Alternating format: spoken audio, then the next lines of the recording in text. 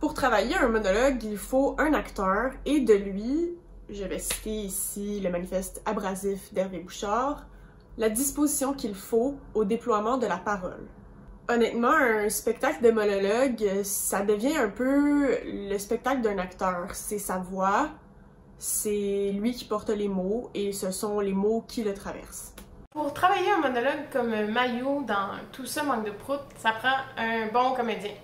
Ça a de l'air niaiseux là, comme ça, mais c'est vraiment essentiel.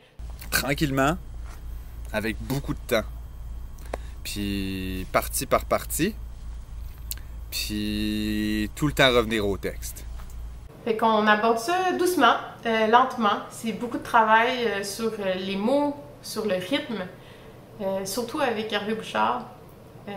C'est beaucoup de travail de répétition où on est très, très, très collé sur le texte pour trouver le bon rythme, trouver la bonne façon aussi d'illustrer les images d'Hervé sans que ça soit des évidences tout le temps, là, de rentrer un peu dans la magie de tout ça.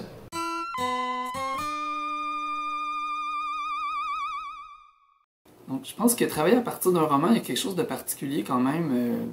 Donc, c'est de savoir s'imaginer une mise en espace et une mise en jeu, finalement, de ce texte-là qui était certainement plus littéraire à la base, donc pas nécessairement pensé pour être joué. Donc, je pense que c'est ça le défi qui est en même temps, finalement, une occasion incroyable de création. Bien sûr, pour travailler un roman au théâtre, ça revient à la question de l'adaptation. Et l'enjeu qui se pose habituellement, ça va être celui de la narration. Dans Mayou, c'est justement ça qui est intéressant, c'est que l'action dramatique, c'est la narration. L'acte est celui de raconter. Donc, je pense que l'adaptation se situe plutôt au niveau ici du découpage et des questions de temporalité. Charlotte et moi, on s'est concentrés sur les bouts du roman qui on sentait allaient se traduire le mieux dans l'espace, parce qu'il y a beaucoup de trucs dans Mayou qui sont verbeux. Il y a beaucoup d'énumérations aussi qu'on a un peu sauté ou skippé, parce que une fois qu'on en a fait une fois dans un spectacle, ça devient un peu lourd, alors qu'à la lecture, c'est moins pire.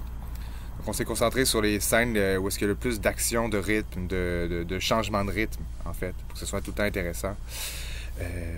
Chose que à la lecture, c'est plus facile à faire parce que tu peux juste lire ou sauter, puis revenir en arrière, puis relire le chapitre, alors que quand tu vois un spectacle, c'est sur une ligne droite, donc il faut tout le temps qu'il y ait des surprises de rythme, sinon on peut facilement perdre la qualité d'écoute.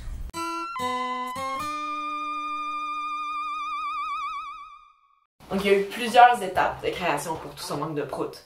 Une mise en lecture, 2 répétitions publiques, une diffusion pour avoir du feedback de la part de nos collaborateurs artistiques pour finalement arriver à la diffusion.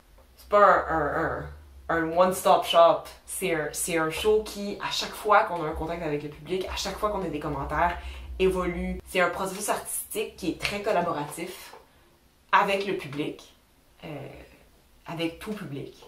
Ce regard-là du public est devenu très, très, très important parce que c'est là où on voyait si le langage fonctionnait, si notre rythme fonctionnait, si nos images fonctionnaient, parce que c'est un texte qui est difficile d'approche et qui est pas évident non plus à l'écoute.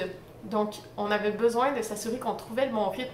On avait besoin de ces échos-là du public pour pouvoir avancer. Maxime avait besoin aussi de cette interaction-là parce que jouer un monologue, là, c'est rough là, quand il n'y a personne dans l'espace avec lui. Donc, d'avoir le public, ça permet de le nourrir beaucoup là, dans son processus. Alors, on a fait une première étape, là, 1 an et demi, 2 ans, où est-ce que je lisais le texte directement dans le roman de Mayou. Donc, je lisais directement les chapitres devant les gens, puis en interprétant, bien sûr, mais je lisais le texte, je jouais un peu avec le roman, je le mangeais, Charlotte me chuchotait des répliques dans les oreilles, elle m'appelait à un moment donné, on projetait des mots, on a tout enlevé ça, puis au final, j'ai encore le roman dans les mains dans le spectacle, mais ça s'est asséché, mettons.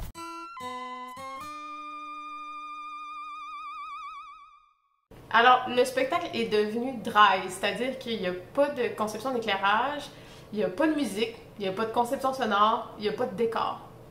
Ce qui est important pour nous, c'est que le show puisse naître du lieu dans lequel il est représenté.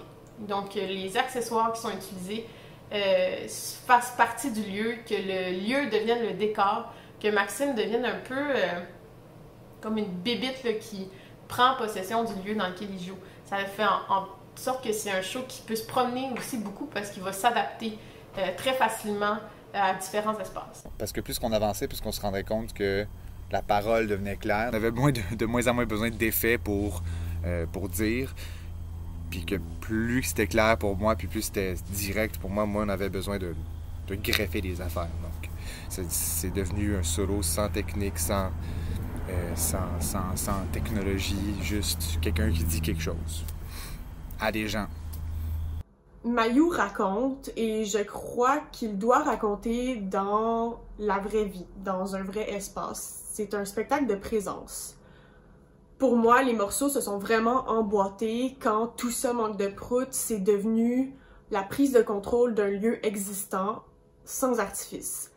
Puis aussi, on savait que par volonté artistique, mais aussi pour que le spectacle voyage bien, on voulait travailler avec une petite équipe.